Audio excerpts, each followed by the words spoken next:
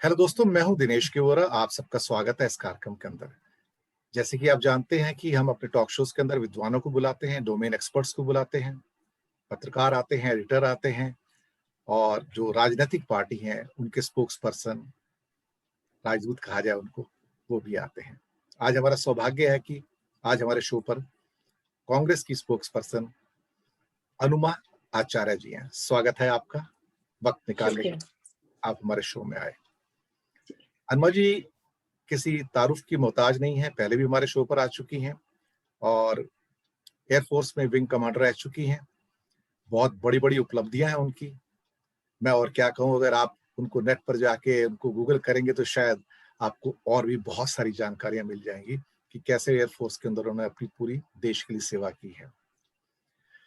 बात करेंगे आज के राजनीतिक माहौल पर, चल क्या रहा है। खासतौर से कोरोना का माहौल है। हालात इस कदर खराब हैं कि 4 लाख से ऊपर केस पर डे, 4,000 से ज्यादा मौतें, और कहीं किसी इंसान को सड़क पर, गलियों में, गांव में, शहर में किसी मदद की कोई उम्मीद नहीं। कोई नेता सामने नहीं, कोई ब्यूरोक्रेट सामने नहीं, सिवाय इसके कुछ समाज सेवी या चैरिटेबल ऑर्गेनाइजेशन जो अपनी ओर से कुछ कर रही हैं। सरकार नदारद है। हनुमा जी, सरकार कहाँ गई है? लोग क्या करेंगे? मैं बहुत दिनों से देख रही हूँ जो कांग्रेस का एक यूथ कांग्रेस का ग्रुप है, उनको ही सारे लोग ट्विटर पे भी टैग कर रहे हैं, व्हाट्सएप ग्रुप्स में भी लोग उन्हीं को पूछ रहे हैं। और इसके अलावा कल एक ऐसा केस हुआ था कि एक आर्मी ऑफिसर है, serving army officer, lady officer हैं, उनकी बहन को रेमडेसिविर की जरूरत थी। तो मैंने भी उन्हीं लोगों को जब टैग करके ट्वीट किया तो किसी दूसरे कांग्रेस के पुराने एमएलए थे जो 20 साल तक दिल्ली के एमएलए रहे, उनका जवाब भी आया, फोन भी आया, और उन्होंने मतलब राइट टाइम पर, राइट कॉस्ट में, राइट आइटम, ये सब चीजें उन्होंने इंश्योर की, हमें ऑथराइज्ड सोर्सेज से वो प्रोवाइड कराया। और फिर बाद में मैंने उनको थैंक्स भी बोला। तो अलग अलग तरीके से मैं देख रही हूँ कि कांग्रेस के लोग, चूंकि शायद मुझे ऐसा लगता है एडमिनिस्ट्रेशन पे कांग्रेस की पैठ रही है और कांग्रेस को ये समझ में भी आता है कि सिस्टम बनाया कैसे जाता है, तो उस तरह से वो मदद कर रहे हैं। सरकार का जहां तक सवाल है, देखिए, सरकार केवल आडंबर पूर्ण जो चीजें हैं उनमें माहिर है, जिनमें उत्सव दिखाने होते हैं, जिनमें इस तरह की चीजें होती हैं, तो वो उसमें सरकार इस मतलब बहुत ही एक्सपर्ट है। और उससे ये होता है कि एक्चुअल चीजों पर सरकार का फोकस नहीं जा रहा है। आप आम आदमी पार्टी को भी देख लीजिए, मुझे पहली बार उनको देख के बहुत दुख हुआ। दुख इसलिए हुआ कि वो आर्मी बुलाने की बात कर रहे थे, यानी कि जिसका काम है उसको डेलीगेटेड रिस्पॉन्सिबिलिटीज जिसकी है उससे नहीं करा सकते आप। चलो, बीजेपी को तो हम समझते हैं कम पढ़े लिखे लोग हैं, ज्यादा अहंकार है उनके अंदर, इसलिए वो व्यवस्था नहीं बना सकते। लेकिन आम आदमी पार्टी में तो पढ़े लिखे लोग थे, उनको देख के मुझे ताज्जुब हो रहा है इस बार। जी, आपने बिल्कुल सही कहा कि ये लोग कहीं नजर नहीं आ रहे, और खास तौर से एक वर्क फोर्स या ऑर्गेनाइजेशन ऐसी जिसको हर बार बड़ा गर्व होता था कि हम हर विपदा की घड़ी में नजर आते हैं, उनका कहीं कोई नामो निशान दूर दूर तक नजर नहीं आ रहा है। और वो है आपकी राष्ट्रीय स्वयं सेवक संघ। कहीं दूर दूर तक नहीं। हमारे सिख भाई फिर से लंगर लगाए हुए हैं, शहर शहर, मुंबई के अंदर हैं, ऑक्सीजन के लंगर लगा के बैठे हैं। और इनको भाजपा वालों ने, आरएसएस वालों ने गद्दार कहा, ट्रेटर कहा, राजद्रोही कहा, आतंकवादी कहा, खालिस्तानी कहा। वो सेवा कर रहे हैं, और जो उनको गद्दार बोलने वाले थे वो तो कहीं नजर नहीं आते। आप सही कह रहे हैं। एक मेरे शहर की भी मैं बात करूं, विदिशा जो है मध्य प्रदेश में, और उसके पास में भोपाल है, और उसके बाद हम आ जाएं इलाहाबाद पर, और उसके बाद सागर पर आ जाएं मध्य प्रदेश के, ये सारे जगहों में आपने तो सिख कौम के बारे में बोला, ये मैं मुस्लिम भाइयों के बारे में बता रही हूँ कि कल मैंने एक जो हिंदी अखबार पढ़ती हूँ उसमें एक फैजुल की कहानी थी जो कि इलाहाबाद में है। फिर भोपाल में दो ऐसे लोग हैं, एक राशिद हैं और एक और हैं, तो ये दोनों लोग अंतिम संस्कार कर रहे हैं, क्योंकि हिंदू जो परिवार है या तो उनके रिश्तेदार और दोस्त जो हैं वो गायब हो गए हैं, या फिर वो साथ नहीं आना चाहते, और या फिर वो मजबूर है, मतलब अकेला कोई इंसान रहा होगा। तो इन सारी जगहों पे जो मैंने नाम लिए, इन सारी जगहों पे ना केवल दाह संस्कार करा रहे हैं, एक चीज और देखिएगा, जो मुस्लिम्स होते हैं उनके पास सबसे ज्यादा गैस वेल्डिंग वगैरह की शॉप्स होती हैं, तो वहां से वो अपने ऑक्सीजन सिलेंडर लेकर और जो मरीज हैं वहां तक पहुंच रहे हैं, उनके लोगों को दे रहे हैं, खुद ढो के ले जा रहे हैं। मतलब ये सब देख के लगता है कि हमारा देश जो इतने अच्छे ताने बाने से इतना बंधा हुआ था, उसको भारतीय जनता पार्टी ने तोड़ा, उसके बावजूद भी देश की आत्मा वैसी ही है। ये अब दिखता है जब हम इन लोगों को देखते हैं। ना केवल ये, आपने एक और बात पूछी थी आरएसएस के बारे में। कल परसों किसी एक ग्रुप में मैंने फोटोज देखे, कहीं आगरा में वो कपड़े वपड़े पहन के, अपना जो पैंट जो पहनते हैं हाफ पैंट वगैरह वो पहन के, वो उनका एक ग्रुप जो था फोटो खिंचवाया था उन्होंने, और वो फोटो सर्कुलेट की जा रही थी ऐसे ही एक दो जगह में और, क्योंकि अब उनके नाम पे बहुत ज्यादा पूछ होने लगी है ना कि गए कहाँ, तो उन्होंने ये सब करना फिर शुरू किया है। और ऐसा सब प्रोपोगेट करने में वो माहिर हैं, ग्राउंड पर काम करें या ना करें, इसमें वो अपनी महारत जरूर दिखा देते हैं। सो उन्होंने शुरू किया है, बहुत लेट शुरू किया है। थोड़े दिनों में हम उनकी स्टोरीज भी सुनेंगे, जो उनमें से मैं तो ये मानती हूँ कि 95% गलत होती हैं, 5% ही सही होती हैं, लेकिन शायद वो उस तरह से दिखे अब हमें। उनके पास प्रोपेगेंडा का तो खैर पूरा तंत्र मौजूद है कि वो तिल का ताड़ कैसे बनाते हैं, तो वो बना सकते हैं चीजों को मैग्नीफाई करके। हाईकोर्ट दिल्ली ने भी एक टिप्पणी की थी, ये टिप्पणी शायद भारत की जनता के बारे में भी थी। अल्टीमेटली जनता में से प्रतिनिधि चुने जाते हैं कि probably barring few people, the entire set of people have become dishonest and morally absolutely bankrupt. ये उन्होंने कहा था कि इमोरलिटी की सारी सीमाएं क्रॉस कर गए हैं लोग, कालाबाजारी करने में, रस्म करने में। मुझे कई बार ये महसूस होता है कि, और मैंने एक एपिसोड किया, वो काफी वायरल भी हो गया, कि क्या भारतीय वास्तव में नैतिकता की दृष्टि से कुछ लोगों को छोड़कर दिवालिया हो चुके हैं? हमारा कोई दुनिया के अंदर स्थान नहीं है? क्या चरित्रहीनता उस सीमा तक पहुंच गई है कि जहां पर समाज में अब मुश्किल से शायद 10-20% लोग बचे होंगे जिन्हें हम कह सकते हैं कि ईमानदार है, सेवा भाव है, बाकी सब लोगों ने एक तरह से अपने चरित्र का परित्याग कर दिया है? दिनेश जी, आप तो अनुभव में मुझसे ज्यादा हैं, लेकिन मैं ये देखती हूँ मध्य प्रदेश में आमतौर पे, जब हम ये कोरोना महामारी में नहीं थे, तब भी ऐसा होता था कि हमारे परिवारों में जब कोई तारीफ करता था किसी की, अरे उन्होंने अपनी लड़की को बहुत पैसे दिए, 10 लाख रुपए दिए, 25 लाख रुपए उन्होंने कैश दिए, तो इसको तारीफ में देखा जाता है। और किन लोगों ने दिए 25 लाख 30 लाख? जो नॉर्मल क्लास 2 गजेटेड ऑफिसर्स हैं। तो भाई आपकी तो तनख्वाह ही नहीं होती है इतनी, आप कैसे दे सकते हो? तो इन सब चीजों को जब लोग तारीफ की तरह देखने लग जाते हैं, तब उस समाज का ह्रास तो बहुत पहले से ही शुरू हो चुका होता है।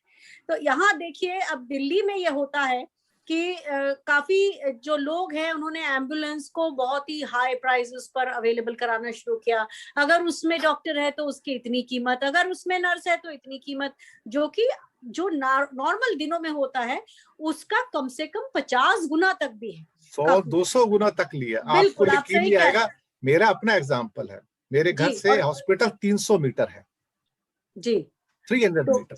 जी, You know how much I paid? 3,000 rupees. Oh my god. और यही सब जगह चल रहा है दिनेश जी। आप देखिए, कल मैंने जिस रेमडेसिविर की इंजेक्शन की बात की, जो मुझे राइट प्राइस राइट आइटम मिला, उसको पहले जब मैंने कुछ व्हाट्सएप ग्रुप्स में डाला तो अलग से मुझे फोन आया और उन्होंने कहा, देखिए कहानी तो ऐसी सुनाते हैं जैसे कि बिल्कुल लाचार है। हमने ना परसों अपने घर के लिए 12 इंजेक्शन खरीदे थे, डॉक्टर ने कहा था, लेकिन हमें तो इतने ही इस्तेमाल हो पाए, तो हमारे पास ये बचे हैं, लेकिन हमने एक एक इंजेक्शन 30,000 में खरीदा है। तो आप देख लीजिए, अगर आपको चाहिए हो तो आइटम जेन्युइन है, लेकिन ऐसा है। तो कहानी तो ऐसी सुनाई जाती है जैसे कि वो हमने तो खरीदे हैं और आपको हम देने को तैयार हैं, लेकिन हमें खुद को इतना नुकसान।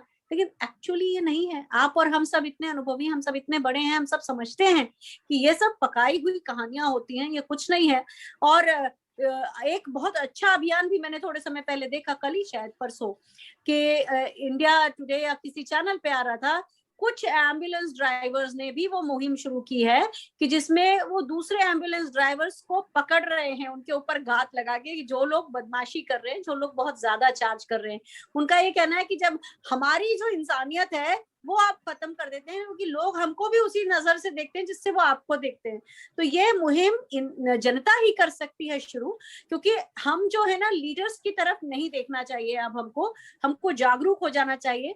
ये और बात है कि हम एक इतनी अच्छी डेमोक्रेसी थे, अब हम नहीं है, हम थोड़े से डरपोक डेमोक्रेसी हो गए हैं। हर आदमी को दिन भर डर लगता रहता है कि अगर मैंने ये किया तो मुझ पर क्या कार्रवाई होगी।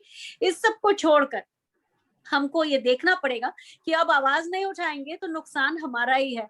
तो ये देश में पता नहीं क्यों हमारी मिट्टी में जहां एक से एक शानदार लोग हुए हैं, इतने ऐसे लोग भी रहे हैं, मदर टेरेसा जैसे लोग रहे हैं, और गांधी जी जो हमारे ज्वलंत उदाहरण, ऐसे लोगों को के अलावा साथ में दूसरे लोग भी पैदा हुए हैं, वो भी पनप रहे हैं, जो इस तरह के हैं, जो बेईमान हैं, जो इतने महामारी की स्थिति में भी, और ये कमा के कहाँ ले जाएंगे? कल को ये महामारी नहीं है तो नहीं है कि वो उनको अटैक नहीं करेगी। पता नहीं ये जो है हमारे सनातन धर्म की जो एक बात है, ये इनके ध्यान में कैसे नहीं आती। एक पुरानी बात है, अगर किसी का चरित्र चेक करना हो, कैरेक्टर चेक करना हो, या तो उसे सत्ता दे दो या उसे पैसे दे दो, उसका असली चरित्र निकलकर बाहर आ जाएगा। इसमें एक तीसरा पॉइंट और ऐड कर देते हैं, सबका चरित्र विपदा के टाइम पे मालूम पड़ता है कि विपदा की घड़ी में आप कितने रेटर्ड हो गए और आपने कैसे अपने आप को बेच दिया पौने पौने दाम पर। फिर सामने आपकी परिवार हो, माता हो, देश हो, क्या फर्क पड़ता है, आपको पैसे चाहिए। जो अपनी माता का शव छोड़कर चला जाए और उसका दाह संस्कार ना करे, और फिर आके कुछ मुसलमान भाइयों ने उसका दाह संस्कार किया, वो भी कहानियां छपी हुई हैं। इससे बड़ा चारित्रिक हनन और कुछ हो सकता है क्या इस देश का? आज जो कहानियां निकल कर आती हैं, कई लोग कहते हैं पॉजिटिव स्टोरी फैलाइए, और भारतीय जनता पार्टी ने जो हद कर दी है, वो 300 ब्यूरोक्रेट्स को बुला के एक वर्कशॉप आयोजित कर दी पिछले हफ्ते, जिसको खुलासा हिंदुस्तान टाइम्स ने किया, और उनको कहा गया कि हमारी बहुत बदनामी हो रही है दुनिया में, तो इमेज मैनेजमेंट करना है, ताकि आपको ये शो करना है कि this government is caring, sensitive and आपके प्रति बड़े काम करने वाली है, और दिन रात लगी हुई है, और सोती भी नहीं है सरकार, आपके लिए 24 घंटे जाग रही है। और 24 घंटे जागकर आप कर क्या रहे हैं? विदेशों से एड आके 7 दिन हो गए, आपसे एसओपी तैयार नहीं हुआ, और 7वें दिन आपको याद आता है एसओपी भी बनाना है, और बना के छोटा मोटा करके फिर आप सप्लाई करते हैं। हम इमरजेंसी में हमारे ये हालात हो जाते हैं, हमारी ये कंडीशन है, ये हमारी ब्यूरोक्रेसी है, ये हमारे सिस्टम से जो चरमरा चुके हैं, कोलैप्स हो गए हैं। ये कहानी चरित्र की कहानी है अनुमा जी। एक तरफ मैं आपसे चरित्र की कहानी पर सहमत हूँ, दूसरी तरफ मैं ये भी कहना चाहती हूँ कि जैसे हम आर्म फोर्सेस में होते हैं, मैं लॉजिस्टिक्स ऑफिसर हूँ, तो हमारे पास एसओपी पहले से बनी हुई मौजूद होती है कि कभी कोई आइटम्स आएगा तो उसको किस तरह से डिस्ट्रीब्यूट करना है, कैसे उसको ऑफलोड करना है, वहां से शुरू होता है, और किस तरह से कहाँ कहाँ स्टोर करना है, और अगर वो हमारे पास ज्यादा क्वांटिटी में आता है तो उसे किस तरह से कहाँ रखना है। तो मैं समझती हूँ कि जहां आर्म फोर्सेस इतनी समझदार हैं, वहां सरकार इतनी समझदार तो हो ही सकती थी। क्योंकि देखिए, अभी मेरे पास ये एक मैं कागज है, आपको दिखेगा तो नहीं, पर इस कागज में मैंने 3 मई तक हमारे पास जितनी भी सपोर्ट आई है उसको कोलेट कर लिया है, किस देश से क्या आइटम आया है। तो उसमें आइटम्स जो है अपने पास जो आए हैं वो अपने को मालूम है कि ऑक्सीजन सिलेंडर आए हैं, कॉन्सेंट्रेटर्स आए हैं, और वेंटिलेटर आए हैं, रेमडेसिविर आया है, वैक्सीन आया है, और मेडिकल इक्विपमेंट आए। तो इनको मैंने अलग अलग कॉलम्स में डाल दिया, किस देश से आए वो अलग कर लिया। अब यहाँ पर हम इसी तरह से राज्यों को, और उनमें भी जो ज्यादा अफेक्टेड जगह उनको हम कोलेट कर सकते हैं मैप करने के बाद, और उसमें कितनी क्वांटिटी कब कब भेजनी है। क्योंकि जिस तरह से अगर आपको याद हो, थोड़े समय पहले हम ये भी घटना सुन रहे थे कि वैक्सीन जो है वो शेल्फ लाइफ एक्सपायर हो गई। अब क्या है, इन वैक्सीन की जो उम्र है, शेल्फ लाइफ है वो 6 महीने है और एक्सटेंडेबल शेल्फ लाइफ इसकी 9 महीने है।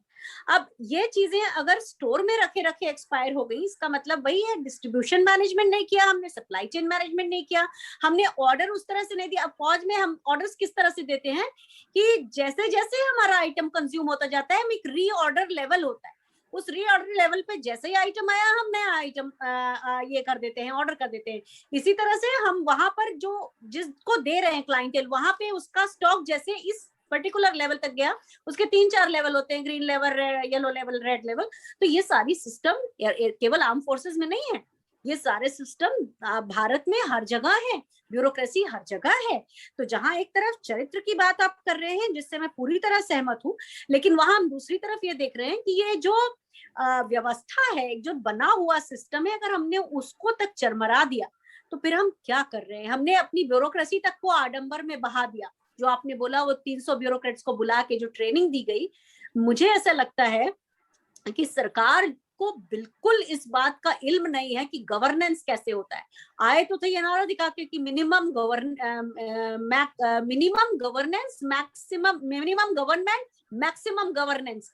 यहाँ तो मिनिमम मैक्सिमम का पता नहीं, सबसे बड़ी इनकी कैबिनेट है, 77 मंत्री वगैरह हैं, खूब बड़ी इन्होंने तो बना रखी है गवर्नमेंट, और गवर्नेंस के नाम पे सब कुछ ढीला है। तो वो एक चीज है।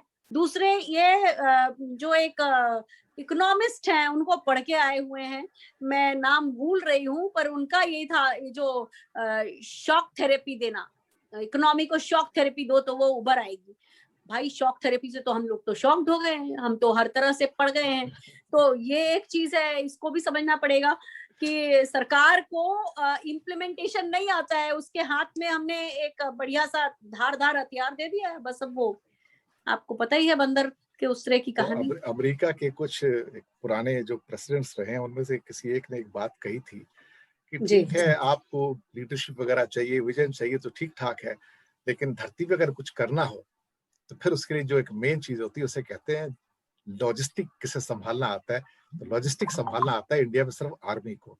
बाकी कोई ऑर्गेनाइजेशन इंडिया में ऐसी नहीं है जिसे लॉजिस्टिक का रत्ती भर भी ज्ञान हो। मैं आपको बताऊं तो जितना ज्ञान, जितना एक तरह से पूरा का पूरा जो आपने एसओपी के बारे में बात की है, जितनी लॉजिस्टिक के बारे में इंडिया के अंदर एक्सपर्टीज आर्मी के पास है, आर्मी मतलब तीनों विंग्स आ जाते हैं, उसपे सब कुछ आ जाता है, आर्म फोर्सेस रादर, उतनी किसी के पास नहीं है।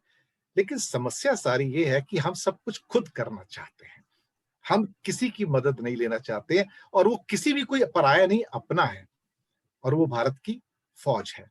कि उनके पास साधन है, संसाधन है, सोच है, उनके पास सारे के सारे ट्रेंड मैन पावर है, पूरी लॉजिस्टिक को किस ढंग से करना है सब कुछ पता है उनको। लेकिन हम उनकी मदद नहीं लेते हैं कभी कभी, क्योंकि हमें लगता है कि शायद हम सब कुछ कर सकते हैं। जैसे कि अभी अमेरिका से मदद आई तो उनका एक शर्तें होती है कि यूएस एड के थ्रू आती है, कुछ रेड क्रॉस सोसाइटी के थ्रू मदद आती है। लेकिन यहां से शर्त ये गई थी कि नहीं नहीं, सारी की सारी जो मदद इंडिया में पीएमओ के थ्रू रूटेड होगी। So they had not accepted that one actually. बोलते no, it is not that. बातें हुई। खैर, दूसरे मुद्दे पर आते हैं, बात कांग्रेस की करते हैं। ममता जी, उसके पहले मैं इस मुद्दे पे छोटा सा एक बात कहना चाहती हूँ जी कि ये जो आप फॉरेन एड की बात कर रहे थे, हमने अपने आप को इतना डिस्क्रेडिट कर दिया है कि पीएम केयर में कोई देश नहीं दे रहा है मदद, रेड क्रॉस या यूनिसेफ के थ्रू आ रही है मदद, इवन गूगल तक ने पीएम केयर में नहीं दिया। तो ये देख के लगता है कि बड़ी गलत बात है। और दूसरी चीज एक क्विकली ये बताती हूँ कि मैं पिछले 3 दिनों से, जब से ये सामान आना शुरू हुआ है, उसके बाद के दिन जब होने के बाद, मैं 4 तारीख से राजनाथ सिंह जी को भी टैग कर रही हूँ, ज्यादा कुछ नहीं करना है। 20 या तो ऑर्डिनेंस के ऑफिसर बुला लीजिए या इंडियन एयरफोर्स के लॉजिस्टिक्स ऑफिसर्स वेटरन्स बुला लीजिए जो कि 60 साल के नीचे हो, केवल 20 बुला लीजिए, और 50 चाहे तो एयरमैन बुला लीजिए। मतलब कुल एक टोटल 50 लोग भी अगर आप बुला लेंगे तो पूरी व्यवस्था इतनी बढ़िया हो जाएगी ना, उससे देश का फायदा होगा। बस पर वो सुनने को तैयार है क्या? वो सुनने को तैयार है क्या? नहीं। नहीं। इसे कहते हैं, हमारे महाराष्ट्र में कहावत है, विनाश काले विपरीत बुद्धि। बिल्कुल जी जी तो चलिए अब थोड़े से राजनीतिक सीन पर आते हैं। जी। ममता दी हालांकि कांग्रेस से ही निकली हुई हैं, कांग्रेस ने बधाई भी दी है उनको, बड़े बड़े नेताओं ने बधाई दी है देखा जाए तो कांग्रेस के उनको, कि हाँ बहुत अच्छा हुआ है जो हुआ है, और मोदी जी को किसी ने धाराशायी तो किया है। मोदी जी के लिए हालांकि वो कह रहे हैं कि विक्ट्री है, हम 3 से 75 पे आ गए, 76-77 पे आ गए, लेकिन अल्टीमेटली वो 75-76 का गेम तो खेल नहीं रहे थे, वो तो 200 का गेम खेल रहे थे। उन्हें तो मेजोरिटी चाहिए थी, सरकार बनानी थी, जो बनी नहीं। पर अल्टीमेटली कांग्रेस कहाँ है इस सारे परिदृश्य में? असम में अब एक चीज बड़ी क्लियर निकल के आ रही कि जहां भी भारतीय जनता पार्टी का मुकाबला सीधा कांग्रेस से है किसी स्टेट में, वहां भारतीय जनता पार्टी को वॉक ओवर मिल जाता है और उसके लिए मुश्किल होता है। जहां कहीं दूसरी सरकार होती है वहां पे भारतीय जनता पार्टी मार खा जाती है। क्या कुछ इंट्रोस्पेक्शन मंथन हो नहीं रहा अंदर क्या? मैंने कांग्रेस पार्टी भी मुझे ज्वाइन किए हुए आप ये समझ लें 6-7 महीने हुए हैं, और देश के सभी नागरिकों की तरह मैं भी चाहती हूँ कि ये तो हम सबको मालूम है, मैं तो थोड़ा बहुत और जानती हूँ, तो मैं ये जानती हूँ कि केवल कांग्रेस में ये काबिलियत है कि नेशनल लेवल पे केवल कांग्रेस ही बीजेपी का विकल्प बन सकती है, दूसरी क्षेत्रीय पार्टियां क्षेत्रों में सिमट के रह जाएंगी। और आपकी एक बात से थोड़ा आधा सहमत हूँ कि जैसे अब आप मध्य प्रदेश लीजिए, छत्तीसगढ़ लीजिए, या आप राजस्थान लीजिए, और अभी तो हम महाराष्ट्र में उतना नहीं देखते, लेकिन हाँ इन तीनों स्टेट्स का जिनका मैंने नाम लिया, जहाँ पे 2 जगहों पे कांग्रेस की सरकार भी है, मध्य प्रदेश में आज भी तीसरी कोई पार्टी का इतना ज्यादा प्रभाव नहीं है। कल को भी जब अगर जिस तरह से अभी वहां बीजेपी काम कर रही है, तो आगे चल के विकल्प कांग्रेस ही होगा। और जब तक ये सारी स्टेट्स में कांग्रेस का वर्चस्व बना रहेगा, तभी हम नेशनल लेवल पे कुछ करने की उम्मीद भी रखते हैं। पर हाँ, आपकी इस बात से मुझे कुछ कहने में संकोच नहीं है कि लीडरशिप क्या कर रही है वो भी दिख नहीं रहा है, लेकिन जो मैंने सुना है उसके हिसाब से जून की 30 तारीख के पहले पहले कांग्रेस का नेतृत्व जो होगा वो उठ खड़ा होगा, मतलब एक प्रोमिनेंट लीडर जो होगा वो उसके नाम पर पार्टी का काम शुरू हो जाएगा और वो लीडर उभर के आएगा। तो मैं इस मौके पर और तो कुछ नहीं कह सकती, बस ये मानती हूँ कि उत्तर प्रदेश को जब तक हम फोकस करके और वहां पर कम से कम 1/3 सीट्स तक नहीं पहुंचेंगे फिर से, तब तक हम बहुत ज्यादा अपने आप को आगे बढ़ता नहीं देखेंगे।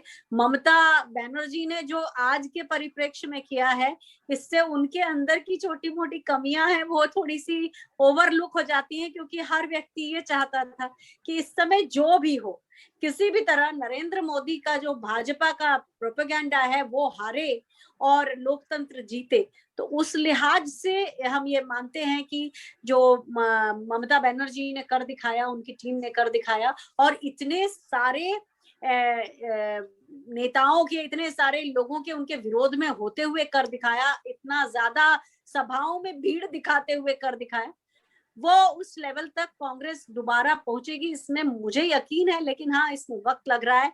इस बार जिस तरह से ग्राउंड पर उतर के कांग्रेस ने काम कर दिखाया है इस आपदा के समय, मैं समझती हूँ इसका आगे चल के कोई ना कोई माइलेजेस जरूर मिलेंगे, और हम जून तक और इंतजार कर लेते हैं, फिर देखते हैं आगे क्या होता है। कि सामने एक बहुत बड़ा एक पहाड़ खड़ा है उत्तर प्रदेश के चुनाव का, और समाजवादी पार्टी, कांग्रेस और साथ में आरएलडी का एक गठबंधन मुझे होता हुआ नजर आता है।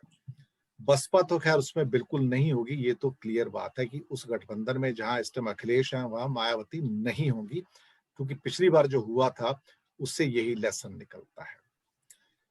हमें भी उम्मीद है कि इनका जो गठबंधन है, हो सकता है सीटों की खींचतान इतनी अगर नहीं हुई तो उत्तर प्रदेश के अंदर एक फॉर्मिडेबल चैलेंज क्रिएट किया जा सकता है।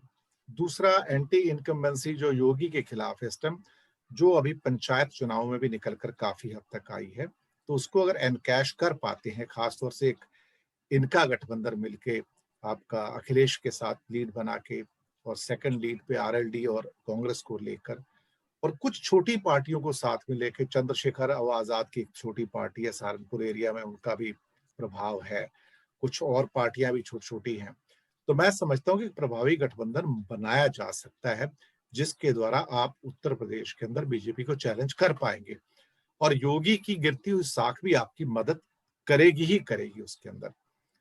तो क्या कोई रणनीति बनी है अब तक, कोई सोच आई है इस बारे में?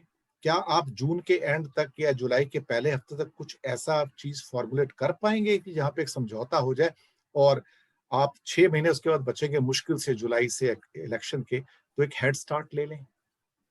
मैं कांग्रेस की नई नई प्रवक्ता हूँ। मुझे वाकई उत्तर प्रदेश के बारे में कुछ नहीं मालूम है, लेकिन मैं जो देखती हूँ कि एक वहाँ के जो अजय कुमार लल्लू हैं, वहाँ के जो अध्यक्ष हैं, और प्रियंका गांधी जी का जो लगातार उत्तर प्रदेश में बने रहना, उत्तर प्रदेश के लोगों के साथ रहना, ये कहीं ना कहीं आगे चल के काम करेगा। मैं ऐसा मानती हूँ कि जिस गठबंधन की आप बात कर रहे हैं, वो आगे बन भी सकता है, लेकिन मैं बहुत ज्यादा किसी कॉम्पिटेंस के साथ इसके ऊपर कुछ नहीं बोल सकूंगी, तो आप तो मैं समझिए। समझ सकता हूँ क्योंकि इस जी बारे में जी कोई डिसीजन हुआ नहीं है, लेकिन मैं जी जी थोड़ा सा फिर भी एक जानने की कोशिश कर रहा था कि क्या कुछ ऐसी बातचीत चल रही हो तो हमारे दर्शक मित्रों को कुछ मालूम पड़ जाए। जी। खैर, जाने से पहले कोई आखिरी टिप्पणी आप करना चाहें तो आप कह सकती हैं। बस यही कहना चाहती हूँ कि जो अब ऑक्सीजन आ रही है, जैसे मुंबई मॉडल की बात की थी सुप्रीम कोर्ट ने, तारीफ की थी कि 275 मीट्रिक टन से मुंबई का पूरा काम चल रहा है, और मुंबई और दिल्ली की पॉपुलेशन में बहुत ज्यादा फर्क नहीं है। तो मैं ये मानती हूँ कि सप्लाई चेन मैनेजमेंट को, डिस्ट्रीब्यूशन मैनेजमेंट को दिल्ली की जो चुनी हुई सरकार, अगर वो कोई इफेक्टिव अपना रोल रखती है तो, क्योंकि अभी तो आजकल कहा जा रहा है दिल्ली के जो लेफ्टिनेंट गवर्नर है उन्हें ही सरकार कहा जाएगा, तो जो सरकार है वो उसे डिस्ट्रीब्यूशन मैनेजमेंट को समझे। जो पैनिक क्रिएट कर हो चुका है ऑलरेडी, क्योंकि पैनिक से होर्डिंग शुरू होती है, और आप देखिए इस समय बहुत लोगों ने अपने घरों में ऑक्सीजन सिलेंडर खरीद के रख लिए हैं, ऑक्सीजन कॉन्सेंट्रेटर्स हाई वाली प्राइस पे खरीद लिए हैं। तो बस इतना ही कहना चाहती हूँ कि ये पैनिक तब मिटेगा जब हम डिस्ट्रीब्यूशन मैनेजमेंट से कॉन्फिडेंस पैदा करेंगे और लोगों को सही समय पर उनकी सही क्वांटिटीज पहुंचा देंगे, बजाय इसके कि सेंट्रली उसको कंट्रोल करने की कोशिश करें, जो कि सुप्रीम कोर्ट ने भी कहा है कि अगर उन्हें 700 मीट्रिक टन चाहिए तो आपका 400 कहना कोई मान ही नहीं रखता। बस वही कहना चाहती हूँ कि पैनिक नहीं होगा तो होर्डिंग नहीं होगी और व्यवस्थाएं चल निकलेंगी, और इसमें सरकार का जो रोल है सरकार निभाए। इस देश में सरकार गायब है इस वक्त, तो सरकार दिखे, बस यही कहना चाहूंगी।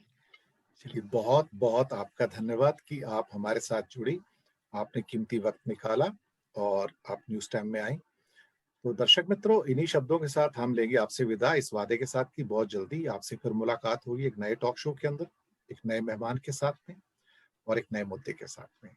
तो अनमा जी, बहुत बहुत धन्यवाद आपका, आपने थैंक वक्त यू सो निकाला, मच। आप यहाँ जी पर आए। जी, हमारी ओर से, हमारे चैनल की ओर से आपका बहुत बहुत धन्यवाद। शुक्रिया दर्शक सर। मित्रों, मिलते हैं आपसे बहुत जल्दी। शुक्रिया आप सब।